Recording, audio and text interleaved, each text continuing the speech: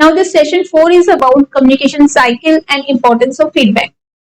Now if you remember the communication cycle start होती है जब सेंडर अपना मैसेज सेंड करता है, कम्युनिकेट करता है, देन रिसीवर उस मैसेज को रिसीव करने के बाद अपना रिस्पॉन्स सेंडर को भेजता है, जिसे हम फीडबैक भी कहते हैं।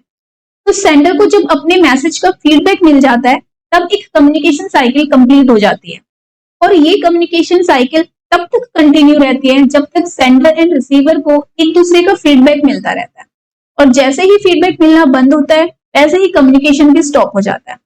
तो वी कैन सी फीडबैक एक इंपॉर्टेंट पार्ट है कम्युनिकेशन साइकिल का। तो एक इफेक्टिव कम्युनिकेशन के लिए सेंडर को हमेशा अपने मैसेज का एक्नॉलेजमेंट और वी कैन से फीडबैक मिलना चाहिए, because feedback is the one that makes this communication go on.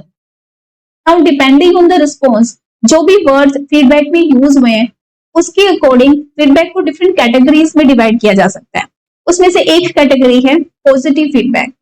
इस फीडबैक से सेंडर को ये पता चलता है कि उसका मैसेज रिसीव्ड एंड अंडरस्टूड है by the receiver and also it is appreciated by the receiver, जिससे उसको मोटिवेशन मिलता है, उसका कॉन्फिडेंस बिल्डअप होता है और सेंडर एंड रिसीवर के बीच में जो कम्युनिकेशन है वो स्ट्रेंथन होता है। फॉर एग्जाम्पल, क्लास में जब टीचर पढ़ाता है आप अपना हेड नोड करते रहते हो, जिससे टीचर को एक पॉजिटिव फीडबैक मिलता है कि आप उनकी बात को सुन रहे हो और जो भी टॉपिक पढ़ाया जा रहा है वो आपको समझ में आ रहा है, right. And if you take the second example, जब आप क्लास में सबसे पहले असाइनमेंट सबमिट कर देते हो देन टीचर उसको अप्रिशिएट करती है, आपको फीडबैक देती है, well done, you have done great job, right. So इस टाइप के फीडबैक से आपको मोटिवेशन मिलता है, आपका कॉन्फिडेंस बिल्डअप होता है एंड देन आप ट्राई करते हो कि नेक्स्ट टाइम भी आप सबसे पहले अपना असाइनमेंट सबमिट करोगे, राइट। सो ये पॉजिटिव फीडबैक होता है। Now second is negative feedback. ये तब दिया जाता है जब आपका जो मैसेज है रिसीवर को समझ में नहीं आता है या आपके मैसेज में कोई प्रॉब्लम होती है। जैसे फॉर एग्जाम्पल, जब आप टीचर क्लास में क्वेश्चन पूछता है और आप अपना आंसर देते हो और आपका आंसर गलत होता है, तब आपको क्या फीडबैक मिलता है कि यू आर इनकरेक्ट, पढ़कर आओ या फिर दोबारा ट्राई करो, राइट। सो इस टाइप का जो फीडबैक है ये एक नेगेटिव फीडबैक है। In the same way, assignment check करते समय आपको नोट मिल गया, improve your handwriting is messy, ये सब नेगेटिव फीडबैक है। Now next is no feedback, यानी कोई भी फीडबैक ना देना। बट फीडबैक ना देना भी एक तरीके का फीडबैक होता है। फॉर एग्जाम्पल, आपके फ्रेंड ने आपको एक जोक सुनाया और आप बिल्कुल साइलेंट रहे, आपने कोई भी फीडबैक नहीं दिया, राइट। नाउ फीडबैक ना देने से भी एक फीडबैक मिल गया आपके फ्रेंड को। अब आपके फ्रेंड को लग रहा है कि या तो जो उसने जोक सुनाया वो बिल्कुल फनी नहीं था या फिर आपको वो जोक समझ में ही नहीं आया, राइट। सो इसका मतलब फीडबैक नहीं देना भी एक तरीके का फीडबैक होता है, राइट। बट अगर हम फीडबैक नहीं देते इससे कंफ्यूजन क्रिएट होती है। जैसे कि आपके फ्रेंड को कंफ्यूजन हो गई कि आपको जोक समझ में भी आया है या नहीं, या मैंने कोई फनी जोक सुनाया है या नहीं, राइट। तो ये कंफ्यूजन क्रिएट करता है और मिस इंटरप्रेट भी किया जा सकता है आपके मैसेज को, और कम्युनिकेशन भी स्टॉप हो सकता है इसकी वजह से, right. Now we have understood different types of feedback. Now let's see एक अच्छा फीडबैक कैसा होता है, कि अगर हम एक नेगेटिव फीडबैक भी दें तो वो भी एक पॉजिटिव इम्पैक्ट सेंडर पर डाले। तो एक अच्छे फीडबैक की क्या क्वालिटीज होती हैं, let's see them. First quality is कि फीडबैक स्पेसिफिक होना चाहिए, यानी जो भी आप बोल रहे हो आपकी स्टेटमेंट को क्लैरिफाई करें, उसके लिए जितनी भी डिटेल्स आप इंक्लूड कर सको अपने फीडबैक में वो अच्छा है, कि आपको जो मैसेज है उसमें क्या अच्छा लगा और क्या अच्छा नहीं लगा वो आप मेंशन कर सकते हो। फॉर एग्जाम्पल, क्लास में आपके फ्रेंड ने प्रेजेंटेशन दी, अब आप उसको फीडबैक दे रहे हो कि तेरी प्रेजेंटेशन बहुत अच्छी थी पर तुझे थोड़ा सा इंप्रूव करने की जरूरत है। नाउ ये जो फीडबैक है ये बिल्कुल स्पेसिफिक नहीं है। तो स्पेसिफिक फीडबैक कैसा होगा, आप उसे बोल सकते हो यार तेरा जो कंटेंट था ना वो बहुत अच्छा था, जो एग्जाम्पल्स तूने यूज किए अपनी प्रेजेंटेशन में वो बिल्कुल रियल वर्ल्ड से मैच करते थे, पर तेरा जो कॉन्फिडेंस है वो बहुत कम था, तुझे अपने कॉन्फिडेंस पे वर्क करने की जरूरत है। नाउ ये जो फीडबैक है ये स्पेसिफिक है, जिसमें आप मेंशन करोगे कि कहां पर सेंटर ने अच्छा परफॉर्म किया और कहां पर उसे इंप्रूव करने की जरूरत है, right. Now next is timely, feedback time से देना चाहिए। नाउ अगर हम सेम एग्जांपल लें, जब आपके फ्रेंड ने प्रेजेंटेशन दी तब आपने कोई फीडबैक नहीं दिया, और जब वो नेक्स्ट टाइम प्रेजेंटेशन देने जा रहा है तब आप उसे बोल रहे हो क्या पिछली प्रेजेंटेशन में तेरा कॉन्फिडेंस बिल्कुल लो था, इस बार कॉन्फिडेंटली अपनी प्रेजेंटेशन देना। नाउ ये जो फीडबैक है ये डिले हो गया। नाउ आपके फ्रेंड के पास इतना टाइम ही नहीं है कि वो अपने कॉन्फिडेंस पे वर्क कर पाए, राइट। सो फीडबैक हमें हमेशा टाइम पर देना चाहिए। Now next is polite. तो आपको अपना फीडबैक पोलाइटली देना चाहिए। आपको ध्यान रखना चाहिए कहीं सामने वाला आपसे ऑफेंड ना हो जाए। सो कोई भी नेगेटिव फीडबैक देने से पहले first appreciate and then present your negative feedback in a polite manner, right. And next is offering continuing support. तो आपका जो फीडबैक है वो एक कंटिन्यू सपोर्ट प्रोवाइड करे। अगर हम सेम प्रेजेंटेशन का एग्जांपल लें तो आप बोल सकते हो कि you have to improve your confidence, जिसके लिए तुम मिरर में देखकर प्रैक्टिस कर सकते हो और नेक्स्ट टाइम प्रेजेंटेशन देने से पहले तुम मेरे साथ प्रैक्टिस कर सकते हो, राइट। सो आपका फीडबैक हमेशा एक सपोर्ट प्रोवाइड करे। So these are some points जो हमारे फीडबैक को एक अच्छा फीडबैक बनाते हैं। सो इन सभी पॉइंट्स को कंसिडर करना चाहिए जब हम अपना फीडबैक देते हैं।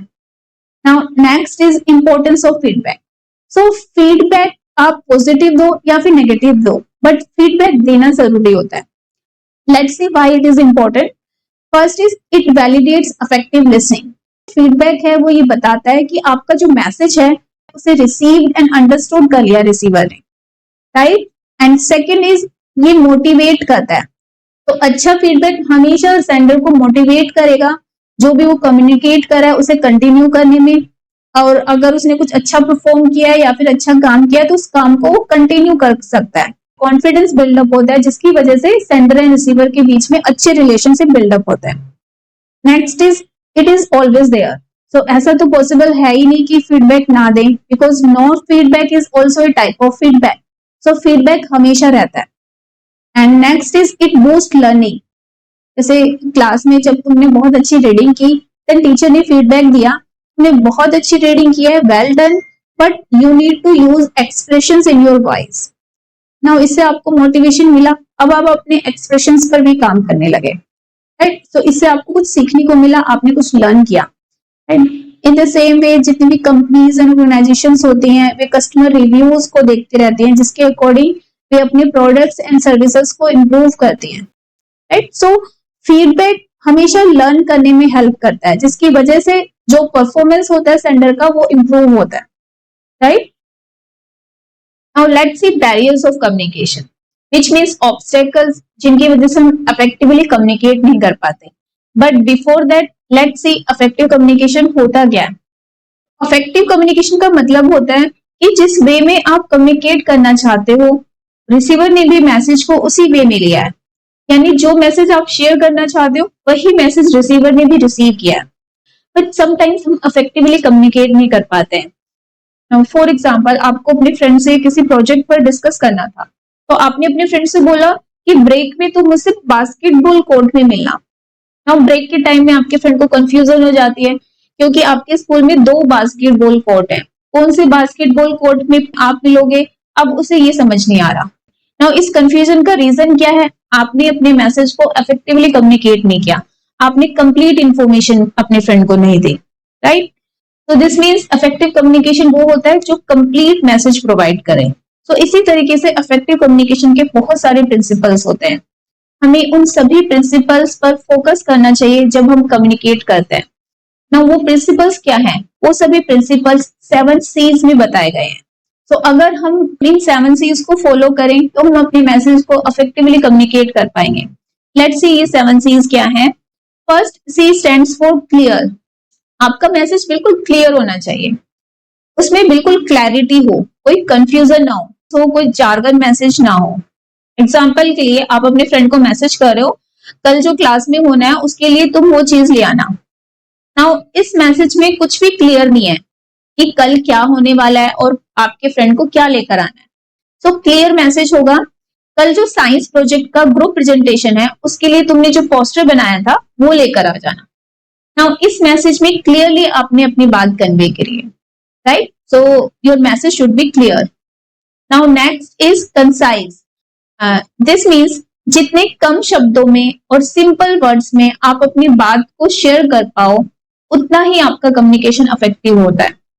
से आपका फ्रेंड आपसे पूछ रहा है क्या तुमने होमवर्क कर लिया, तो आप उसको जवाब दे रहे हो कल मैं मैच खेल रहा था जिसके बाद मैं बहुत थक गया था, मैं बहुत एग्जॉस्टेड फील कर रहा था, इस वजह से मैं अपना होमवर्क नहीं कर पाया।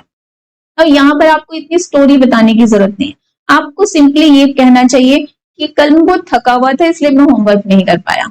सो अपने मैसेज को जितना कंसाइज वे में प्रेजेंट कर पाओ उतना ही इफेक्टिव आपका कम्युनिकेशन होता है। Now next point is concrete, यानी आपको स्पेसिफिक फैक्ट्स एंड डिटेल्स के साथ अपने मैसेज को कन्वे करना है। एग्जाम्पल के लिए जैसे आपने अपनी बहन को बोला कि कल के इवेंट में हमारी टीम ने बहुत अच्छा परफॉर्म किया। नाउ देखा जाए तो ये मैसेज क्लियर भी है, कंसाइज भी है, बट ये कॉन्क्रीट मैसेज नहीं है। सो कॉन्क्रीट मैसेज वो होता है जिसमें सभी डिटेल्स मेंशन की गई। नाउ आपने बिल्कुल मेंशन नहीं किया कि कौन से इवेंट की आप बात कर रहे हो और अच्छा परफॉर्म किया है तो कितना अच्छा परफॉर्म किया है। तो कॉन्क्रीट मैसेज कुछ इस तरह का होगा कि कल के ग्रुप डांस कंपटीशन में हमारी टीम को सेकंड पोजीशन मिली है। राइट, नाउ ये कॉन्क्रीट मैसेज है। Now next point is correct, आपका मैसेज ग्रामेटिकली करेक्ट होना चाहिए। और अगर आप रिटन मैसेजेस को यूज कर रहे हो तो पंक्चुएशन मार्क्स को बड़े ध्यान से यूज करना चाहिए, क्योंकि वी नो दैट कि गलत जगह पर अगर हम पंक्चुएशन मार्क्स यूज करते हैं तो उसका मीनिंग ही चेंज हो जाता है। और नेक्स्ट इज कोहेरेंट, यानी जिस मेन टॉपिक पर आप बात कर रहे हो आपके सभी पॉइंट्स उसी मेन टॉपिक से ही रिलेटेड हो, उसी के अराउंड आप बात करो, ये नहीं किसी थर्ड टॉपिक पर बात करने लग जाओ। फॉर एग्जाम्पल क्लास में एक स्टूडेंट क्लाइमेट चेंज पर प्रेजेंटेशन दे रहा है, वो पहले क्लाइमेट चेंज की बात कर रहा है, फिर वो ग्रीन हाउस गैसेस की बात करने लगा, फिर वो पोलर बियर्स के बारे में बताने लगा, देन वो इलेक्ट्रिक कार्स की बात करने लगा। ना यहाँ पर जितने भी स्टूडेंट्स सुन रहे होते हैं वो कंफ्यूज हो जाते हैं, उनको कुछ समझ में नहीं आता है। ना यहाँ पर स्टूडेंट ने क्या गलती करी है, उसने अपनी सभी पॉइंट्स को एक लॉजिकल वे में कनेक्टेड नहीं किया, यानी उसे सबसे पहले क्लाइमेट चेंज के बारे में बताना था, फिर उसके बाद इस क्लाइमेट चेंज के कॉजेस बताने थे कि किस वजह से क्लाइमेट चेंज होता है, तब उसे ग्रीन हाउस गैसेस के बारे में बताना था ना, उसके बाद ग्रीन हाउस के एक इफेक्ट पोलर बियर्स पर भी पड़ता है वो एक्सप्लेन करना था, देन उसके बाद उसे as a solution electric cars के बारे में बताना था, तो जिसकी वजह से सभी पॉइंट्स इंटरकनेक्टेड हो जाते हैं। Now that's the coherent way to represent the information. So this means coherent का मतलब होता है एक लॉजिकल वे में वेल स्ट्रक्चर्ड फॉर्म में अपनी बात को रिप्रेजेंट करना, जिससे आपकी बात कुछ सेंस क्रिएट करे और रिसीवर को इजीली आपकी बात समझ में आ जाए। Right, now next is complete, आप जो भी मैसेज कन्वे कर रहे हो वो कंप्लीट इंफॉर्मेशन दे रहा हो। एग्जाम्पल के लिए जैसे आप अपने फ्रेंड से बोल रहे हो स्कूल ओवर होने के बाद मुझसे मिलना, बट आपने कंप्लीट इंफॉर्मेशन नहीं दी, कहाँ मिलना है, कितने बजे मिलना है। So, जो भी आप कन्वे कर रहे हो that message should be complete. Now next is courteous, which means be respectful, friendly and honest while conveying the message. So these are the 7 C's जिनको फॉलो करके हम अपनी कम्युनिकेशन को इफेक्टिव बना सकते हैं। Now let's see barriers of communication. First is physical barrier, which means किसी physical environment या फिर किसी नेचुरल कंडीशन की वजह से जब हम कम्युनिकेट नहीं कर पाते वो एक फिजिकल बैरियर होता है। एग्जाम्पल के लिए जैसे साथ वाली किसी क्लास में बहुत शोर हो रहा है, तो जिसकी वजह से आप जो मैम पढ़ा रही है वो सुन नहीं पा रहे हो, तो ये एक फिजिकल बैरियर है। इन द सेम वे अगर लाइटिंग अच्छी नहीं है, बहुत डार्कनेस है, तो जो विजुअल कम्युनिकेशन है या नॉन वर्बल कम्युनिकेशन है उसमें ऑब्स्टेकल आ जाएगा, आप गेस्चर्स, पोस्चर्स और बॉडी लैंग्वेज को नहीं देख पाओगे। Right, next is linguistic barrier, which means जब लैंग्वेज एक ऑब्स्टेकल बन जाता है कम्युनिकेशन में। जैसे आपको जिस पर्सन से बात करनी है उसको सिर्फ जर्मन आती है बट आपको जर्मन नहीं आती है, तो यहाँ पर लैंग्वेज बैरियर बन जाएगा कम्युनिकेशन का। राइट, और कभी कभी आप सेम लैंग्वेज में कम्युनिकेट कर रहे हो बट उस सामने वाला पर्सन इतने डिफिकल्ट वर्ड्स यूज कर रहा है जिसका मीनिंग आपको नहीं पता है, तो that is the linguistic barrier. Now next is cultural barrier. देखो रिलीजन या फिर रीजन के according we have different cultures, और डिफरेंट कल्चर की वजह से हमारा जो ड्रेसिंग सेंस है, हमारी लैंग्वेज, हमारा बोलने का तरीका, हमारा बिहेवियर, हमारा ग्रीट करने का तरीका, उसमें डिफरेंस आ जाता है। और अगर हमें दूसरे कल्चर की नॉलेज नहीं है then that will become barrier in communication. For example एक पर्टिकुलर कल्चर में से इन अमेरिका लोग एक दूसरे को हग करके ग्रीट करते हैं, जबकि किसी दूसरे कल्चर में, से इन जापान, वहां पर ऐसा नहीं होता है। तो जब कोई अमेरिकन किसी जापानीज को ग्रीट करेगा तो may be Japanese will get offend और विल नॉट फील कंफर्टेबल। तो इसकी वजह से दोनों की कम्युनिकेशन में डिफरेंस आ जाता है। अब यहाँ पर अमेरिकन सोचता है कि this person is very rude, she doesn't know how to greet. दूसरी तरफ जापानीज भी अमेरिकन के बारे में कोई भी अजम्पशंस बना सकता है, राइट। सो ये कल्चरल बैरियर क्रिएट कब होता है? जब हमें एक दूसरे के कल्चर की नॉलेज नहीं होती है, राइट। तो हमें किसी के भी ड्रेसिंग सेंस, उसकी लैंग्वेज, उसका जो बोलने का तरीका है, ग्रीट करने का तरीका है, या फिर उसकी फूड हैबिट्स को देखकर अपने कोई स्टीरियोटिपिकल अजम्पशंस नहीं बनानी चाहिए, otherwise that will make differences in opinions. Now next is organisational barrier. अब किसी भी ऑर्गेनाइजेशन में जो भी लोग काम करते हैं, वे अपने काम के अकॉर्डिंग, जो भी उनकी रिस्पॉन्सिबिलिटी होती है उसके अकॉर्डिंग वो एक हायरार्की में डिवाइडेड होते हैं। जैसे कि टॉप लेवल मैनेजमेंट में सबसे ऊपर सीईओ है, देन एमडी है, देन ब्रांच मैनेजर्स है, राइट। फिर उसके नीचे और सबऑर्डिनेट्स हैं, and then low level workers हैं, राइट। नाउ ये हायरार्किकल स्ट्रक्चर भी कम्युनिकेशन में बैरियर बन जाता है। तो जो लो लेवल के वर्कर हैं वो टॉप मैनेजमेंट और सीईओ से डायरेक्टली कम्युनिकेट नहीं कर सकते, और कभी कभी इतने स्ट्रिक्ट रूल्स होते हैं जो सभी एम्प्लॉइज को फॉलो करने होते हैं, वो भी एक बैरियर का काम करता है, जिसकी वजह से जो एम्प्लॉइज हैं वो ओपनली एक दूसरे से कम्युनिकेट नहीं कर पाते हैं। जैसे कि अगर हम स्कूल की बात करें तो स्कूल में भी सबसे ऊपर प्रिंसिपल्स हैं, देन वाइस प्रिंसिपल हैं, कोऑर्डिनेटर्स हैं, देन क्लास टीचर्स हैं, देन स्टूडेंट्स हैं। नाउ स्टूडेंट्स भी डायरेक्टली प्रिंसिपल से कोई भी बात इजीली कम्युनिकेट नहीं कर सकता। नाउ से आप दूसरे सेक्शन का एक स्टूडेंट है, उसके साथ मिलकर किसी प्रोजेक्ट पे वर्क कर रहे हो। नाउ ब्रेक के टाइम पर आप दोनों एक दूसरे से मिलकर उस प्रोजेक्ट पे डिस्कशन करते हो। नाउ अब स्कूल ने एक नया रूल अप्लाई कर दिया है कि कोई भी स्टूडेंट ब्रेक में बाहर नहीं जाएगा, सभी स्टूडेंट्स अपनी क्लास में बैठकर ही लंच करेंगे। नाउ ये एक ऑर्गेनाइजेशनल बैरियर है। ब्रेक के टाइम पे आप किसी दूसरे सेक्शन के बच्चे से बात नहीं कर सकते, और जिसकी वजह से आप दोनों एक दूसरे से प्रोजेक्ट पर डिस्कशन नहीं कर पा रहे हो, right. So this is organisational barrier. Now next is interpersonal barrier. हमारे पर्सनल डिफरेंसेस या फिर हमारी इमोशंस, उनकी वजह से हम जब ठीक से कम्युनिकेट नहीं कर पाते हैं, then that become the interpersonal barrier. जैसे कि आपके फ्रेंड से आपकी फाइट हो गई है, नाउ टीचर ने बोल दिया कि आप दोनों एक प्रोजेक्ट पर एक साथ मिलकर काम करेंगे। नाउ अब आपके जो पर्सनल डिफरेंसेस हैं उनकी वजह से आप एक दूसरे से ठीक से प्रोजेक्ट पर डिस्कस नहीं कर पा रहे हो, राइट। और कभी ऐसा भी होता है कि हम नॉर्मली किसी को बात कहते हैं बट वो उसे अदरवाइज ले लेता है। जैसे क्लास में आपने अपने फ्रेंड से नॉर्मली बोला, don't talk to me, let me do my work, but आपकी टोन कुछ इस तरीके से थी कि आपका जो फ्रेंड है हर्ट हो गया, अब वो आपसे बात भी नहीं कर रहा है। तो इस तरह के जो पर्सनल इश्यूज हैं that will also create problems in communication. अब how to overcome this barriers? अगर हम इन बैरियर्स को देखें, जैसे फिजिकल बैरियर है तो जो भी फिजिकल कंडीशंस है, जैसे बैकग्राउंड नॉइज है, उसको रिमूव किया जा सकता है, और लाइटिंग की वजह से प्रॉब्लम है तो प्रॉपर लाइटिंग सेट की जा सकती है। लिंग्विस्टिक बैरियर रिमूव करने के लिए हम लैंग्वेज को लर्न कर सकते हैं या फिर ट्रांसलेटर यूज कर सकते हैं, और कल्चरल बैरियर को रिमूव करने के लिए हम दूसरे कल्चर की नॉलेज गेन कर सकते हैं कि दूसरे के कल्चर में, कस्टम में किस तरीके से बिहेव किया जाता है, क्या ड्रेसिंग सेंस होता है, क्या फूड हैबिट्स हैं, राइट। और जब हमें दूसरे कल्चर की नॉलेज होगी तो हम अपनी अजम्पशंस क्रिएट नहीं करेंगे किसी की लैंग्वेज, ड्रेसिंग सेंस या फूड हैबिट्स को देखकर। एंड ऑर्गेनाइजेशनल बैरियर रिमूव करने के लिए आप एक सेंट्रलाइज सिस्टम क्रिएट कर सकते हो कम्युनिकेट करने का। जैसे स्कूल में सजेशन बॉक्स यूज किया जा सकता है, जिसमें स्टूडेंट्स अपनी बात को उस सजेशन बॉक्स में डालते हैं और सजेशन बॉक्स से डायरेक्टली स्टूडेंट्स की बात प्रिंसिपल या वाइस प्रिंसिपल तक पहुंच जाती है, राइट। एंड इंटरपर्सनल बैरियर को रिमूव करने के लिए हम इन पर्सन कम्युनिकेट कर सकते हैं उस पर्सन से जिसके साथ कम्युनिकेशन में प्रॉब्लम आ रही है। जैसे आपका फ्रेंड आपसे बात नहीं कर रहा है तो आप डायरेक्टली जाकर उससे पूछ सकते हो कि प्रॉब्लम क्या है, किस वजह से बात नहीं कर रहा, राइट। सो जिस वजह से भी प्रॉब्लम है उस पर बात करके आप एक दूसरे के जो इंटरपर्सनल डिफरेंसेस हैं उनको रिमूव कर सकते हो। ना इन सभी को अगर समराइज करें तो बैरियर्स को ओवरकम करने के लिए to try to communicate in person जितना पॉसिबल हो सके, तो किसी भी कल्चर, रिलीजन के बेसिस पर अजम्पशंस क्रिएट नहीं करने चाहिए। और अगर लैंग्वेज की प्रॉब्लम है तो हम ट्रांसलेटर्स यूज कर सकते हैं। नॉन वर्बल कम्युनिकेशन प्रॉब्लम है तो हम विजुअल्स यूज कर सकते हैं।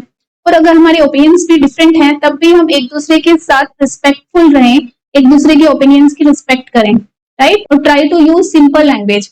क्योंकि कभी कभी जो डिफिकल्ट वर्ड्स हैं वो सामने वाला पर्सन समझ नहीं पाता है, तो हमें सिंपल लैंग्वेज में कम्युनिकेट करना चाहिए।